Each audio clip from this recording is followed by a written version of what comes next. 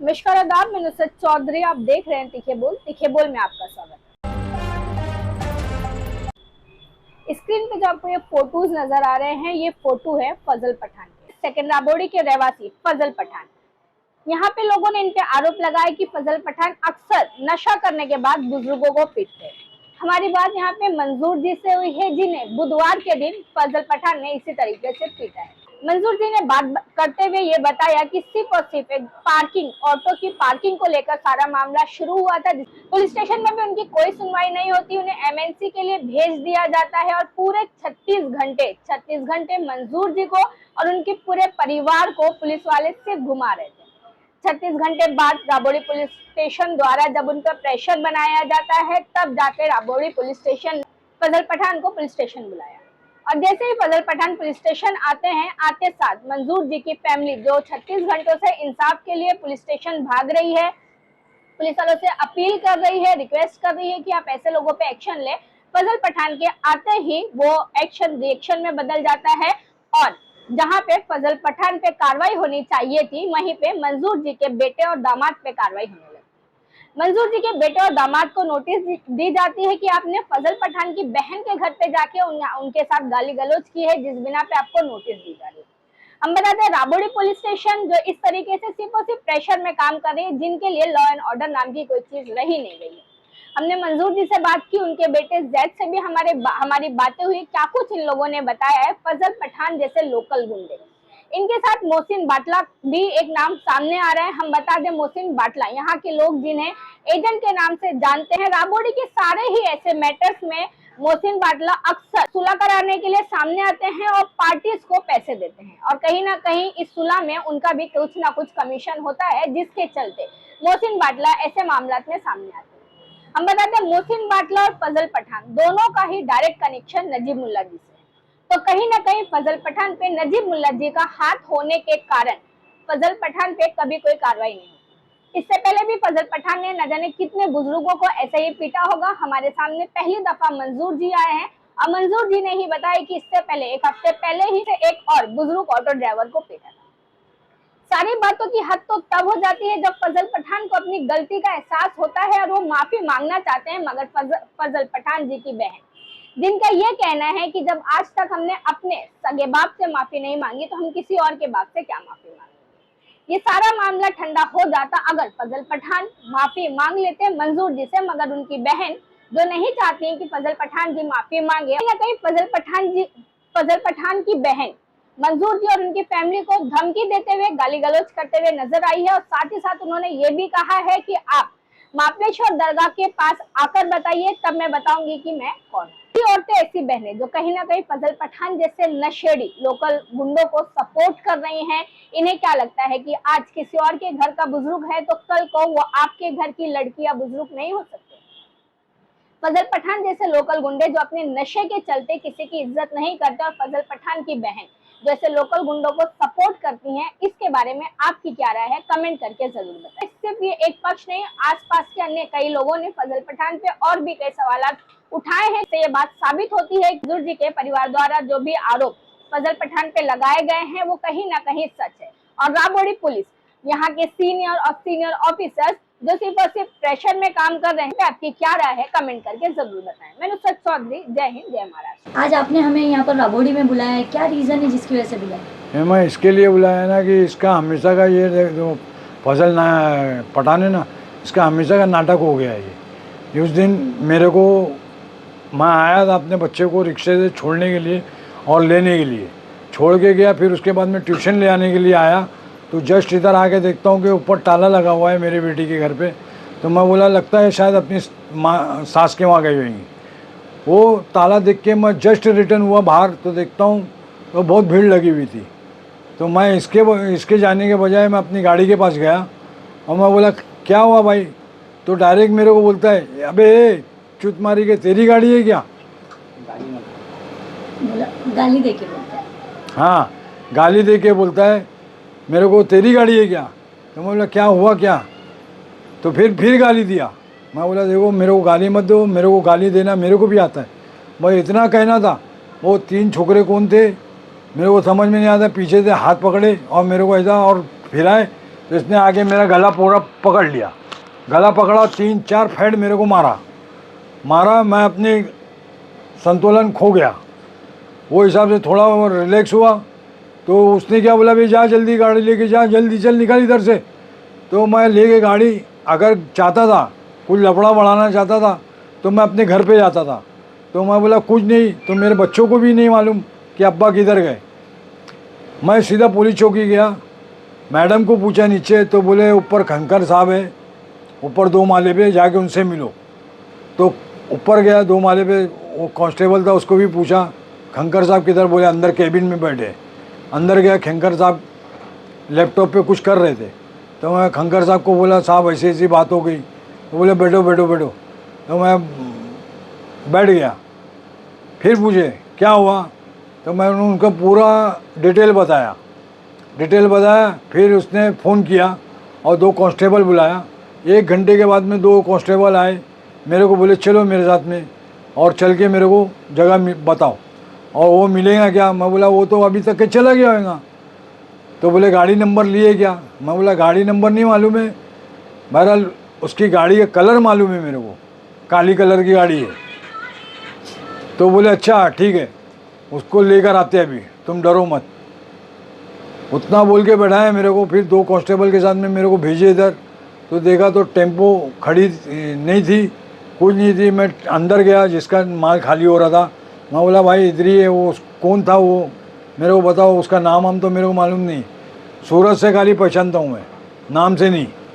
तो इतना बोल के छोकरे लोग भी बोले अरे क्या है क्या है। तो एक उसमें से बोलने लगा अरे यार तुम ऐसे ऐसे गाड़ी खड़ा करोगे तो कोई भी ऑब्जेक्शन लेगा ना। तो बोला ऑब्जेक्शन लेगा तो प्यार से बोलो ना, समझा के बोलो। गाड़ा आने की गाड़ी जगह है, इधर गाड़ी आती जाती रहती, इधर खड़ा मत करा करो, बात खत्म हो जाती है। कहाँ सही? तो मारने का कहाँ सही है। क्या आपकी उससे कोई दुश्मनी पहले भी थी? नहीं, ऐसे दुश्मनी नहीं थी। पहले भी मेरे को ऐसा नशे की हालत में गाली वाली दिया था तो मैंने उसको इनकार कर दिया था। बोला जान दो यार, ये तो ऐसे ही है, छोड़ दिया। मैं कुछ किया नहीं, अगर चाहता तो उस टाइम पे भी मैं लफड़ा कर सकता था, लेकिन नहीं किया। मैं बोला एक आदमी आपके साथ ही ऐसे गाली गलौज करता है? नहीं, मेरे साथ, मेरे से पहले भी एक बुड्ढा आया था भिवंडी से भाड़ा लेके, 2-3 रिक्शे वाले हैं, उनका भी कंप्लेंट है, लेकिन किसी की हिम्मत नहीं पड़ी कि आपके पास कोई शिकायत दर्ज करे। एक भिवंडी वाला बुजुर्ग एकदम ज़ईफ, जिसकी उम्र होगी 70-75 साल की, वो रिक्शा लेकर आया भाड़ा छोड़ने के लिए। उसकी गाड़ी के सामने उसने खड़ा किया, और कैसे कि उसकी गाड़ी आई और इसकी भी गाड़ी आई, रिक्शा वाला, वो दोनों आमने सामने हो गए। पैसेंजर बोला भाई हमको यहीं उतरना है, अब बताओ उसको कहाँ ले आके छोड़ेगा, जबकि पैसेंजर का घर आ गया। ये सडनली इधर सामने से आया और उसको बुड्ढे को बोल रहा है कि गाड़ी हटा। बोला भाई 2 मिनट ठहर जाओ, मैं गाड़ी हटा लेता हूँ, पैसेंजर उतर रहा है, पैसा देता हूँ, मैं चले जाता हूँ। बस इतना कहना था वो गरीब का। उसको भी उतर के रिक्शा वाले को बम्बू से मारा पैर पे। वो माफ़ी भी मांग रहा है, तब भी उसको छोड़ा नहीं। वो आखिरकार शर्मिंदा मार खा के चला गया। हाँ, और आज मेरे साथ में इसने ऐसी हरकत करा तो मैं आपके पास आया। वो लोग तो पुलिस चौकी नहीं पहुँचे, लेकिन मैं आपके पास आया, आप मेरे को कोऑपरेट करो। मैं बोला इसका हमेशा का ये है, ये क्या समझ क्या रहा है। यहाँ अभी मेरे को बहुत तकलीफ़ हो रही है। मेरे को बोला कि आप एक काम करो चाचा, जाओ, मैं उसको बुलाता हूँ, वैसे आपको फ़ोन मारता हूँ। किसने बोला ये खंकर साहब ने बोले। पुलिस ऑफिसर है? हाँ, पुलिस ऑफिसर है, हाँ खंकर साहब। तो उसने बोला मेरे को तुम जाओ घर पे और या तो मेडिकल कराओ और मेडिकल रिपोर्ट लेकर आ जाओ। तो मैं वहाँ से आ रहा था घर पे, तो मेरे बच्चे लोग को मालूम, बोले क्या हुआ। तो मैं बोला ऐसी ऐसी बात है। तो फिर मेरे बच्चे लोग वापस लेकर आए मेरे को, चल पुलिस चौकी पे। बोले तुम्हारी कंप्लेंट हुई नहीं है, इसका मतलब तुमको पेपर दे के एड़ा बना के भेज दिए। तो वहाँ जाके मेरे FIR ले ली क्या पुलिस ने? अभी NC लिए। हाँ, NC लिए। ठीक है। क्या नाम है भाई आपका? मोहम्मद जैद खान। आप इनके कौन लगते हो? मैं इनका बेटा हूँ। क्या कहना चाहते हो आप? मैं यही कहना चाहता हूँ कि 36 घंटे के बाद में उन लोग ने आरोपी को हाजिर किए चौकी में, और 36 घंटे के बाद हम लोग को बुलाए, और उसके बाद हम लोग को बुलाने के बाद में उसके ऊपर कोई एक्शन नहीं हुआ। हम लोग को उल्टा नोटिस दिया उन लोग ने कि हम लोग ने उसके घर पे जाके गाली गलौज किए, और ऐसी केस उसकी बहन ने हम लोग के खिलाफ़ लिखवाई। तो जब हम लोग को नोटिस दे रहे थे तो हम लोग ने पूछे कि मैं बोला ये किस बात की नोटिस हम लोग को तुम दे रहे हो। तो वो बोलते हैं कि तुम लोग उसके घर पे गए थे, गाली वगैरह दिए। तो मैं बोला कोई CCTV फुटेज, कोई सबूत?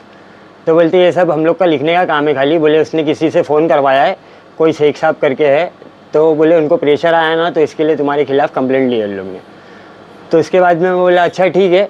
तो मैं बोला अगर तुम्हारे, तो मेरे को बोलता है जैद तेरे अब्बा है, मेरे को मालूम नहीं था, नहीं तो मैं बोले नहीं गया, मेरे को शर्मिंदा हूँ।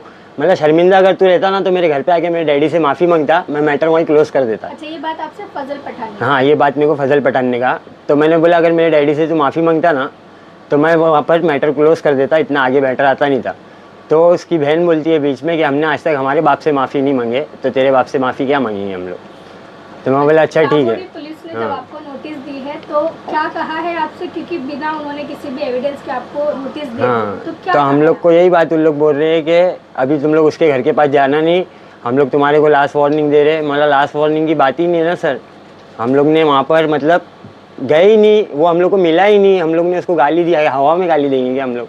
अभी हम लोग को चौकी में दिखा। आप पे कार्रवाई हो रही, क्या रीजन क्या है कि आप पे कार्रवाई की जा रही, उन्हें छोड़ा गया? उसकी बहन बोल रही है इसको, और पैसा वगैरह उन लोग ने दिए चौकी में। मतलब हम लोग को जब बुलाए ना तो डायरेक्ट हम लोग गए, बोले उसको हम लोग ने बुलाया। हम लोग जैसी एंट्री करते हैं ना तो वो डायरेक्ट पूछता है कि जैद कौन है, कालू कौन है, इरशाद कौन है।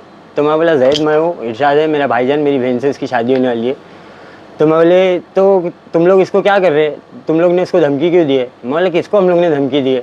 तो बोले इन लोग ने, तुम लोग जाके बोले उसके घर पे उसकी बहन को धमकी दी है। तो मैं बोला हम लोग उसके घर पे गए नहीं, उसके घर के बाद खुद ये बातें आपसे कौन से पुलिस ऑफिसर ने कहा? सावंत सर और क्या महेश कंकर सर। तो मैं बोला उसके घर के बाहर खुद कैमरा लगा हुआ है, आप जाके CCTV फुटेज चेक करो, अगर मैं वहाँ पर कहीं भी दिखूँगा तो आप मेरे खिलाफ़ बिंदास एक्शन लो। लेकिन मैं वहाँ कहीं पर भी नहीं हूँ। और उसके बाद मैं देखता हूँ तो प्रिंटर के पेपर मंगा के दे रहा है हम लोग के सामने पानी, वो फजल पठान। अच्छा, पुलिस स्टेशन में बैठ के प्रिंटर्स पेपर मंगा कर दे रहा है, पानी की बोतल, अगरबत्ती, वो मच्छर की अगरबत्ती, हाँ पुलिस वालों को दे रहा है। फिर वहाँ से हम लोग उतरे तो मैं देखा, मैं बोला सर ये तुम लोग प्रिंटर के पेपर ले रहे हो तो इससे अच्छा मेरे से पूरा प्रिंटर ले लो तुम क्या, लेकिन मेरे डैडी से इसको माफ़ी मांगने बोलो। अच्छा, तो राबड़ी पुलिस के लिए कहीं ना कहीं ये बात सही है हाँ, कि वो लॉ के हिसाब से नहीं चल रहे। हाँ, क्योंकि एक दिन पहले भी जब केस किया हम लोग ने तो उस दिन भी हम लोग को फजल पठान नहीं आया है, लेकिन वो पुलिस वाले हम लोग को एक ही बात बोल रहे हैं सबके सब। और मोहसिन बटला वगैरह जो भी नजीमुल्ला के सब सपोर्ट में, उसके सपोर्ट में भी जितने भी जन आ रहे हैं सब एक ही बात। मोहसिन बटला है नजीमुल्ला का एकदम खास आदमी है, उसके साथ में ही रहता है। और फजल का और मोहसिन बटला का क्या रिश्ता है? उन लोग सब बिजनेस पार्टनर है आपस में। तो उन लोग खाली मेरे को एक ही बात बोल रहे हैं कि 5,000 रुपये ले ले, 10,000 रुपये ले ले, तेरे अब्बा का इलाज करा। मैं बोला 5-10 हज़ार रुपये की बात ही नहीं है भाई, बात इज्जत की है और मेरे अब्बा की है। सब में पहली बात तो उसको सीनियर सिटीजन की इज्जत करना चाहिए, उसको उसकी उम्र वाले से लड़ना चाहिए अगर लड़ना ही है तो। क्या वो हर बार लड़ता है तो बुजुर्ग से लड़ता है। जिस तरीके से राबड़ी पुलिस कर रही है, इसी तरीके से अगर चलते रहा तो कानून का आरोपियों को सज़ा देना ही बंद कर देगा। तो आला अधिकारियों से क्या रिक्वेस्ट करोगे? आला अधिकारियों से मेरी यही रिक्वेस्ट है, और ख़ास करके मेरी कमिश्नर सर से ये रिक्वेस्ट है कि यहाँ से तो हमको कुछ इंसाफ नहीं मिला, लेकिन हम आपसे इंसाफ चाहते हैं कि अभी भी मेरे डैडी को बहुत तकलीफ़ है। सिविल में तो हम लोग ने एडमिट करने के लिए बोले, लेकिन उन्होंने एडमिट नहीं किए। फिर रात में 4 बजे मेरे डैडी को तकलीफ़ हुई, हम लोग शिवाजी हॉस्पिटल लेके गए। शिवाजी हॉस्पिटल में हम लोग ने ट्रीटमेंट करवाया और वहाँ से निकले तो उन लोग ने बोले कि अभी मशीन वगैरह सब है हम लोग के पास, लेकिन डॉक्टर अवेलेबल नहीं है, तो आप सुबह में आना। तो हम लोग फिर सुबह गए, तो सुबह से फिर शाम हो गई हम लोग को। शाम में हम लोग आए, उसकी पूरी रिपोर्ट वगैरह, एक्सरे, उनके कान में मशीन वगैरह सब डाल के चेक करे। तो उसने बोला कि गले के अंदर थोड़ा प्रॉब्लम है, बोले खाना खाने के लिए जमेगा नहीं 2-4 दिन, जब तक कि वो दवा खाते रहो तो सही हो जाएगा। तो अभी भी इनको बुलाए थे आज, तो आज का दिन तो हम लोग मतलब जुम्मा था तो उसकी वजह से हम लोग गए नहीं, तो अभी कल लेके आना पड़ेगा हम लोग। आप रिक्वेस्ट क्या करोगे? मेरा कहना ये है, रिक्वेस्ट मेरी यही है कि उसको सीनियर सिटीज़न की इज्जत करना चाहिए, और एक तो मेरे डैडी से उसको माफ़ी मांगना चाहिए। भाई क्या नाम है आपका? इरशाद कुरैशी। आप कौन लगते हो इनके? इनके दामाद हूँ मैं। अच्छा, आपको भी सुना है कि आपको भी धमकी मिली है, तो आप जी। पुलिस प्रशासन से क्या रिक्वेस्ट करना चाहोगे? मैं तो इंसाफ चाहता हूँ उनसे कि हमारे बुजुर्ग इंसान को हम लोग कंप्लेंट करने गए तो उल्टा कार्रवाई हम पे कर रहे, क्योंकि वहाँ पर सबको पैसे मिल चुके थे, प्रेशर गिर चुका था, इस वजह से कार्रवाई उल्टा हम पे की गई। और हमने कंप्लेंट करके 36-38 घंटे हो गए, वो आरोपी को बुलाया नहीं, मगर उसने कंप्लेंट किया है कि मुझे ऐसी धमकी आई है, तो मुझे तुरंत फ़ोन आने लगे, क्या तेरे नाम की कंप्लेंट हुई, तो चौकी में हाजिर हो। तो मैं आके हाजिर हुआ तो मुझे मालूम पड़ा कि मेरे नाम पे भी कंप्लेंट डाले। राबड़ी तो मैं पुलिस की जो लापरवाही चल रही है इस पे क्या कहेंगे आप? लापरवाही चल रही है। मैं तो ये चाहता हूँ कि राबड़ी के जो स्टाफ है इनको चेंज कर दिया जाए, या तो राबड़ी चौकी यहाँ से हटा दिया जाए, कि यहाँ पे राज सिर्फ पॉलिटिक्स लोग का चल रहा है। सुनवाई भी उन्हीं की होती है, वो जो बोलेंगे वो चौकी वाले करते हैं, और आम पब्लिक जो गरीब है वो चौकी के अलावा फिर जाए किधर? जब उनको इंसाफ नहीं मिल रहा है तो जाएंगे किधर? तो वैसा हमको भी इंसाफ नहीं मिला है तो हम आपके पास आए।